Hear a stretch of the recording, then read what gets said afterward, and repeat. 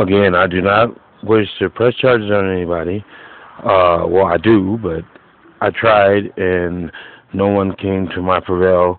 So this is Albuquerque's government, Dirty Little Secret Part 2, the secret that they'd kill me to keep. Now, when I was 6 years old, starting with Clovis, New Mexico, we'll include that one in on this one too. I was 2 hours before then, I was at school in this first grade, and a officer came up there, Officer Friendly, serve and protect, and to give an oath for you with his life and all this good stuff. And then he turns around and tells me that Mr. Good, not even Mr. Goodman, he just said, "Hey boy, come here. What's a good nigger? A dead nigger. If your dad continues his lawsuit, you won't make it home from school one day." My dad was suing him because he had cut his finger off in the jail cell door, and he was suing him for it. And they came after me. My name is Roy Lester Goodman Jr., the first. And they came after me when I was 6 years old and threatened my life, running across in my yard that night and pounced around our house with their lights flashing and stuff. And they were outside, and I was 6 years old, and we were all in the living room on the floor all night long. I seen where a cross burned in my yard that next morning. Not understanding what had went on or what was going on, when I was 28 years old and 17 and 32, I went to prison at 32 years old, and for 5 years I didn't supposed to go. I was found incompetent. They said I was competent. I've got the paperwork from Dr. Fink himself, where Clovis Jail had beat me so bad one time that I had 72 hours to live. My heart rate was near to none. My lips were purple. My body was gray, and I was cold. And they said I had approximately, at the most, 72 hours to live if they didn't get me to the hospital. The Lieutenant Larry turned to them and told them to leave, and then looked at me and asked me, "Mr. Goodman, what's your last request?" I said, "Can Cole Radcliffe come sit with me until I die? I don't want to die alone." And this little 18-year-old, 19-year-old boy came and sit with me. And he was so afraid of me dying, he made me get up and walk, and he drove me around, and he kept me alive. Now, this happened in Clovis Jail. Mayor, you said that you don't have nothing to do with this. This is the first time you heard about it.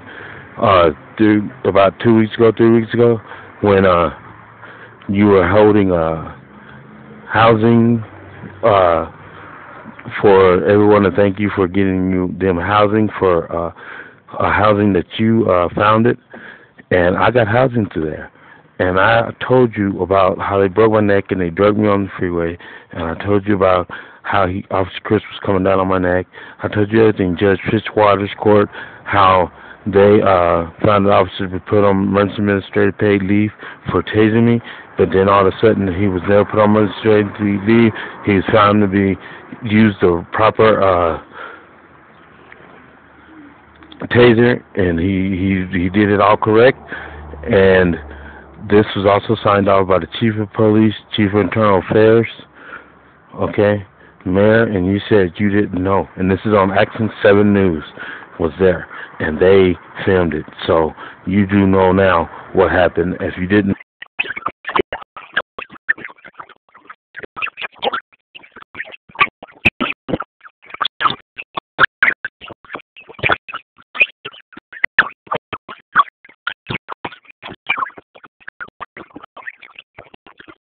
about it. And I was explaining to you how Officer Chris came down my neck and everything else. And lieutenants, or actually just some detectives came by to talk to me after a meeting with you. You told my caseworker that I was going to be able to talk to you, to call you and set up a time so we can discuss this. And like I said, you hadn't even given me a dime, not a penny. You didn't even say sorry, and you were petting the dog more than you were petting me. And that hurt my feelings real bad. But what I really want to know is, how can you people do these things to people? And I sit there and watch on TV where you're worried about a dog, or you're worried about this, or even a woman about her hat. And here's a man getting beaten within lives, inches, seconds of his life. Okay, being drugged over 30 miles by his hog tie on the freeway. Okay, from the on-ramp from the jail that's out there by the city dump. Okay? All the way downtown to 12th and 6th Street, 6th and 4th Street, when they were finally cut off by somebody. Well, this is being drugged by my hog tie by the back tire while I'm inside the car. They turned the radio on to keep from hearing the sound. Tased at the Presbyterian so hard, even the last time the officer tased me, I was already strapped to the bed, and they were standing at the door laughing like it was Def Comedy Jam. I remember they just laughing, thinking it was funny on how they tased me. Him and 2 security guards, a little short one and a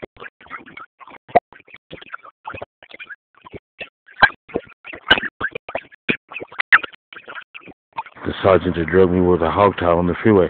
He had blonde curly hair, and I pointed him out. And they had a whole bunch of officers up there, and you weren't in there, Alanal. You weren't there.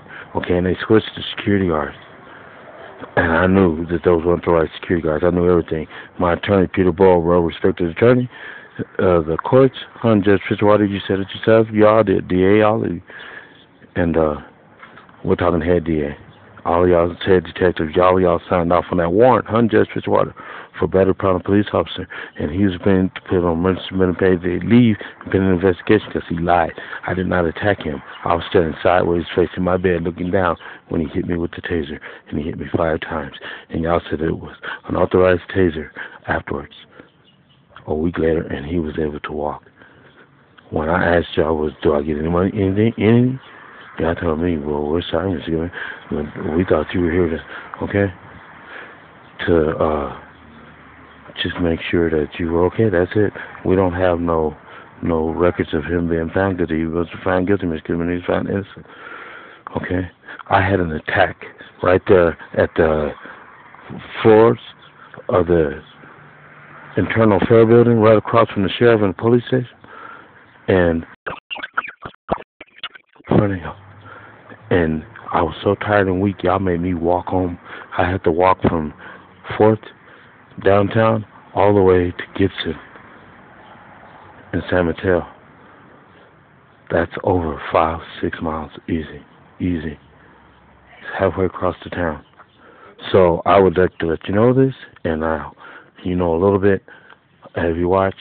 Tomorrow there'll even be more for you to watch, because I think I want to end this one and I want to start a new one.